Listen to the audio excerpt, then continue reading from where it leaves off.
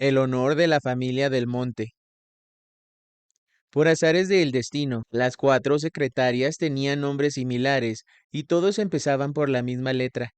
Era suficiente cambiar o sustituir una o dos letras para que los nombres fuesen iguales. Tal vez esa similitud en los nombres había influido de alguna manera en las relaciones personales que las cuatro tenían. Tal vez esa similitud reflejaba otras más. Coincidencias en forma de ser, en estructuras de familia, en educación recibida, en gustos y aficiones. Tal vez había cosas en común más profundas que curiosamente habían coincidido al ser contratadas las cuatro por esa empresa y habían provocado que acabaran las cuatro por ser amantes del mismo jefe. El hecho de que el jefe tuviese cuatro de sus secretarias no era particularmente notable, pues el hombre se caracterizaba por una libido incontrolable y una facilidad legendaria para hacerse de parejas, la mayoría bonitas, atractivas. Lo notable era que, en ese caso, las cuatro compartieran con él una serie de gustos e intereses que se manifestaban en sus constantes paseos, idas a comer, al cine, a distintas diversiones y a la cama. Lo notable era que las cuatro coincidían en su especialidad como secretarias, y que no como otras, hubieran aceptado la relación completamente, a pesar del conocimiento de la coexistencia y la relación de las otras tres con su jefe. Más notable era la fama del jefe respecto a su capacidad para agenciarse las mejores y más atentas compañías femeninas, a pesar de su panza protuberante, sus 40 y tantos años y su rostro serio, casi huraño. Las buenas, regulares y malas lenguas se multiplicaban en explicaciones.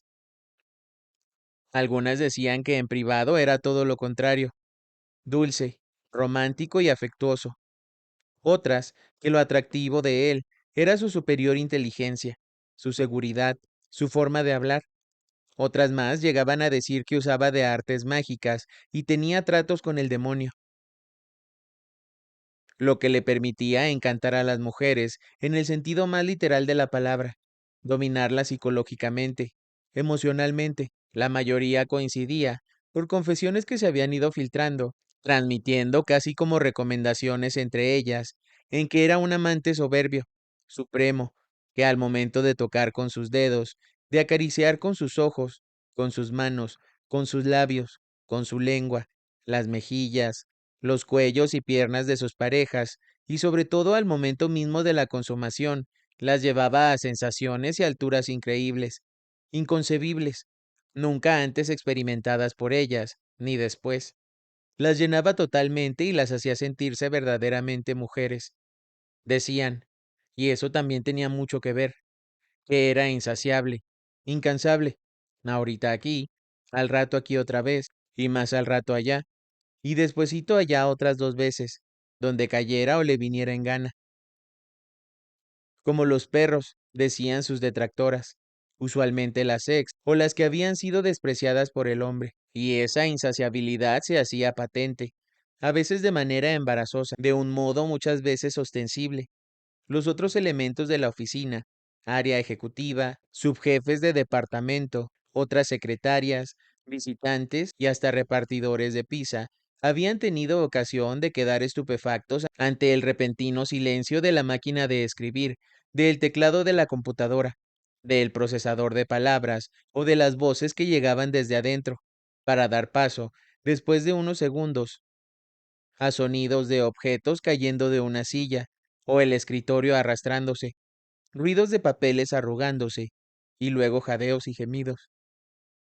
La característica de la empresa dedicada a la producción fílmica permitía hallar una explicación razonable, profesional y socialmente aceptable para esos sonidos provenientes de la oficina del director del Departamento Internacional, análisis de videos y producciones para su posible distribución. Pero los más realistas, los de planta, sabían la realidad, puro amor y sexo desenfrenado. Las otras tres, cuando aquello ocurría, sabían que la cuarta había comenzado con el jefe el ritual, preparatorio, rápido y violento, medio, apasionado y jadeante, y final, desesperado, escandaloso en su pretendido disimulo, del acto que ellas mismas querían estar realizando con él en ese mismo momento. De hecho, Habían desarrollado un condicionamiento tal que el simple inicio del silencio repentino en la oficina del jefe, la simple interrupción de las máquinas, el dictado, la plática y las voces, hacía que las de afuera se excitaran y comenzaran a moverse nerviosas en sus sillas, a mover con movimientos apretados, cortos, espasmos contenidos, las piernas húmedas, una mezcla de pretendida honorabilidad, deseo de aceptación social, intención de conservar su imagen de señoritas decentes, de familias tradicionales, y de no aceptar que su interés en el hombre era tal, que hasta aceptaban compartirlo. Hacía que las cuatro secretarias negaran públicamente lo que con tanta pasión disfrutaban y afirmaban en privado. Y así, decían que el jefe era un sangrón, un pesado, un explotador, un exigente desconsiderado, un prepotente que las maltrataba, un dictador gruñón e insoportable que las obligaba a trabajar en un trabajo odioso en las peores condiciones, todo para desviar la dirección de las sospechas, el peso de la realidad, entre algunas personas de la oficina y en sus casas, con sus padres. Esas actitudes y comentarios de las cuatro mujeres hacían efecto, y la gente acababa por creer que realmente entre ellas y el jefe no había más que una antipatía absoluta, disfrazada y soportable solo en función del sueldo e intereses profesionales. Su imagen de muchachas normales, decentes, honorables, se mantenía intacta. La imagen de la familia era muy importante, porque aparte de todo, y para acabarla de amolar, en términos de la moral tradicional y la aceptación social, dos de las cuatro secretarias eran hermanas. Katia del Monte había invitado a su hermana a trabajar en la oficina donde ella trabajaba desde hace 3 años atrás, y donde era amante del jefe desde hacía 2 años, 11 meses. En algún momento le pasó por la cabeza la posibilidad de que su hermana acabase, como ella, apasionada por el jefe, o lo quería hacer tal vez. Más grave, el jefe por su hermana, pero le pasó rápido y sin muchas consecuencias. No era especialmente celosa. El dinero se necesitaba en casa y hasta subconscientemente le resultaba simpático y motivo de orgullo tener de amante a un hombre tan capaz. Por otra parte, interesante y positivo sería que su hermana menor conociera los servicios de un fornicador consumado en toda la línea y no continuase todo el tiempo con esos noviecitos de fin de semana que solo acariciaban y fanfarroneaban, pero que no ofrecían mucho a la hora de la hora. Para unos, Katia sería una reverenda idiota, una hermana degenerada; para otros, una hermana moderna, segura de sí, realista y compartida. El día del coraje, de la cólera, de la ira irracional que los dominó a todos, empezó como otros. Katia y Carla, levantándose, bañándose y yéndose a trabajar llevadas por su papá en el carro. La mamá se quedó en casa. El papá las dejó a las puertas de la empresa y se fue a su oficina. A las 5 de la tarde la tensión creció. Katia entró al despacho del hombre.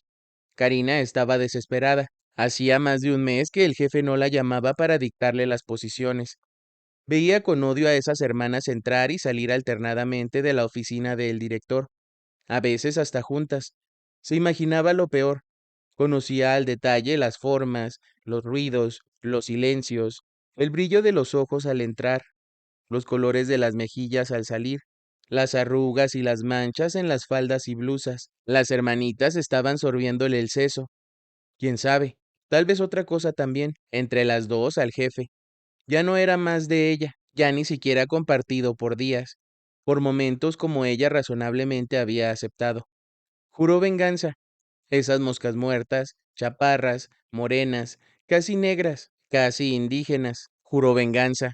Esas moscas muertas, chaparras, morenas, casi negras, casi indígenas, conspiradoras, no la quitarían de en medio a ella, la rubia, la alta, la lista. La cuarta secretaria llevaba un mes en Europa y era apocada y tranquila. No era problemas. Las otras dos sí que lo eran. Karina volteó a ver a la hermana menor, Carla, que seguía en su escritorio más allá, absorta en su trabajo como si nada. Cuando vio salir, no después de mucho, a Katia, pensó que tal vez habría tiempo para ella. Faltaba media hora para aquella en la que normalmente salía el jefe, y a la otra hermana le había dictado en la mañana. Era lógico, justo, propio, que ahora sí por fin le tocara a ella. Pero no, tuvo que soportar el desprecio una vez más. La ocasión número 70 en el mes transcurrido desde la última vez. La hermanita Carla, ese mismo día, como a las 5:30 de la tarde, fue llamada al despacho del jefe una vez más. La vio pasar frente a sus narices, morderse los labios para hincharlos un poco. Modosita, arreglándose el cabello, la blusa y la falda. Un poco nerviosa. ¿Para qué te arreglas tanto, prófuga del metate? Si ahorita tú misma te la vas a quitar y arrugar toda, pensó Karina. A Karina le salía por los ojos furiosos materialmente, auténticamente, una carga eléctrica de millones de voltios. Vio cómo la que acababa de salir seguía de largo rumbo al baño, arreglándose una manga. No aguantó más. Abrió un cajón, extrajo una tarjeta, se levantó y fue temblando y apretando los dientes rumbo al elevador. Bajó, salió a la calle sin firmar en el libro, fue a la esquina, descolgó el teléfono y marcó un número. Respondió la contestadora automática. Aún no había terminado ella de escuchar la grabación que decía, «Está usted hablando a», cuando el padre de las hermanas de El Monte al edificio de la empresa donde ellas trabajaban. Había ido cerca a visitar a una amante y decidió pasar temprano por las hijas y saludar de paso al jefe, a quien conocía y frecuentaba socialmente junto con su esposa de 10 años atrás. El elevador llegó al 14º piso. El papá salió y se dirigió al departamento internacional. El área del director estaba vacía. Una señorita había salido con papeles en la mano. Vio hacia el escritorio de su hija mayor. Nada. Más allá, en el de la menor. Nada. Caminó rumbo al privado del jefe. Cuando estaba a punto de tocar, escuchó unos quejidos, jadeos y forcejeos en el interior. Se detuvo. Identificó las expresiones de su hija consentida. El corazón se le aceleró. Oyó objetos caer. Pensó que la estaban atacando. Rojo de nerviosismo, abrió de golpe. Sobre el escritorio, la hija se revolcaba feliz, semidesnuda bajo el jefe, abandonada al placer que aquel día sentía aún más fuerte que otras veces. El papá se balanceó sobre ellos. El jefe, atónito, se bajó. La hija se cubrió y pensó rápido. El papá sacudió al jefe. Oyó decir a la hija, «Papá, me quiso violar». El jefe no alcanzó a reaccionar ante la increíble y absurda acusación. Cuando abrió la boca, recibió el primer golpe y luego otro y otro. La hija se abotonaba la blusa angustiada. El papá golpeaba, acusaba y cuestionaba. El jefe se cubría y trataba de reaccionar. ¿Qué decía? Que en realidad no era así. ¿Cómo se defendía? ¿Qué diría? ¿Que todo era por su gusto? Con total consentimiento de la muchacha, que hasta su hermana era testigo, y aparte que con la hermana también. Katia regresó del baño, entró y detuvo al padre. El padre acusó al jefe y le recriminó a la hija que así cuidara a la hermana a la que tanto quería. Dime, le dijo, ¿para eso te la encargo tanto? Volvió su furia hacia ella, incontenible, fuera de sí. La hija mayor, espantada, confusa, sintiéndose culpable, deseosa de no recibir castigo, también reaccionó. Así es, don Samuel. Si tú supieras, papá. A mí se me insinuó también.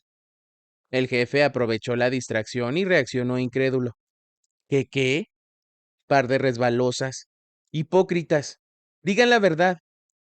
Las hermanas se inflamaron. Iban a responder. La verdad es que usted es un degenerado sinvergüenza, interrumpió desde la puerta Karina, que ya había vuelto del teléfono. Apuntaba con el dedo al jefe y no lograba entender cómo un mensaje dejado hacía minutos, en calidad de rumor, con el único fin de chismear el asunto, de incomodar a la familia y provocarle problemas a las hijas para vengarse de ellas, podía haber generado esa visita tan inmediata, tan violenta por parte del papá de sus rivales. Pero en el fondo estaba complacida, a pesar de que nunca imaginó una respuesta tan peligrosa y rápida. Una cosa es que esas dos sean un par de pirujitas resbalosas. Lo dijo viendo a las compañeras con placer, con cólera, ya ella con la bolsa en la mano, poniéndose el saco y sacando las llaves del carro, dispuesta a irse lo más rápido posible de ese lío. Y otra, que usted no sea un viejo sinvergüenza desgraciado, gritó hacia el jefe, viejo maniático. El jefe no concebía lo que estaba pasando. ¿Viejo? Karina se dirigió al papá de las muchachas, que las veía sin poder creer lo que escuchaba. Si hasta a mí me forzó también, pero ya se le cayó su teatro, y qué bueno que todo se supo. Desgraciado. El papá comenzó a pegarle de nuevo al jefe, y este, antes de la primera sacudida, alcanzó a ver a Karina que le dirigía una sonrisa complacida, burlona, de victoria, y se daba la vuelta para salir. Luego perdió el conocimiento. El papá, con las manos adoloridas, la derecha sangrando, tomó del brazo a sus hijas y las arrastró hacia afuera. Saliendo, dando la espalda, sin volverse, alcanzó a decir: y espérese la denuncia, hijo de la chingada, que hasta la cárcel va a ir a dar. Don Samuel volvió en sí con el ruido del portazo. Se arrastró, se dejó caer en la silla giratoria, blanco, contrastando con la sangre que le salía de 4 puntos de la cara. Se derrumbó más por las acusaciones, por las implicaciones del hecho, por las mentiras inconcebibles y por las traiciones acomodaticias de esas arpías que por el dolor físico. Padre e hija salieron del edificio por la puerta por donde 3 minutos antes había salido apresurada Karina, por la misma por donde cuando el trío había llegado a la esquina, entraba furiosa, nerviosa, la señora del Monte, mamá de las muchachas que al llegar a la casa había escuchado el mensaje anónimo en la contestadora automática y se había ido como de rayo al trabajo de las hijas para investigar. Cruzó como ráfaga frente al guardia de recepción rumbo a los elevadores, el puño de la mano izquierda crispado. El otro casi rompía la bolsa de mano. Ajustaría cuentas con ese sinvergüenza. Nadie jugaba con su honor. Sus hijas. Le temblaba la sien. Desgraciado. Salirle con esas y traicionarla después de 4 años de estarse acostando con ella, un fin de semana sí y otro también.